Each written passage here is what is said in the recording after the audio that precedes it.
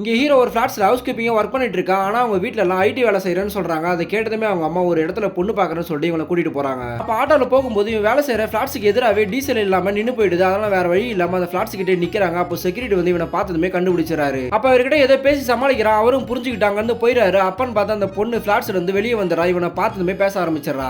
தென் இந்த விஷயம் தெரிஞ்சமே இந்த பொண்ணை இவங்களை பொண்ணு பார்க்க கூட்டிட்டு போறாங்க. அப்ப இவனுக்கு பொண்ணையும் ரொம்ப பிடிச்சிருது. அடுத்த நாளே வேலையை விட்டு நின்னுறன்னு சொல்லிட்டு அந்த பொண்ணை விட்டு போயிடுறான். அந்த பொண்ணுமே அவனை நினைச்சு ரொம்ப ஃபீல் பண்றா. ஆனா அன்னைக்கு நைட்டே அந்த பொண்ணுக்கு ரொம்ப ஃபீவரா இருக்குன்னு சொல்லிட்டு ஃப்ரெண்டுக்கு கால் பண்றா. ஆனா வரேன்னு சொல்லிட்டு வராமலே போயிடறா. அப்ப ஹீரோ வந்து ஹெல்ப் பண்றா. தென் இன்னும் ஒரு 3 மாசம் உங்ககிட்ட ஒர்க் பண்ணவும் கேட்கறான். அந்த பொண்ணு ஓகே சொல்றா. அப்ப ஹீரோ இந்த பொண்ணை வீட்டுக்கு கூட்டிட்டு வரா. அப்ப அவங்க அம்மா ஒரு கேசரி சமைச்சு கொடுக்குறாங்க. அதை சாப்பிட்டமே ரொம்பவும் பிடிச்சு போய் எப்படி சமைச்சின்னு கேட்கறாங்க. இது நான் சமைக்கலாமா, என்னோட பையன் சமைச்சான்னு சொல்றாங்க.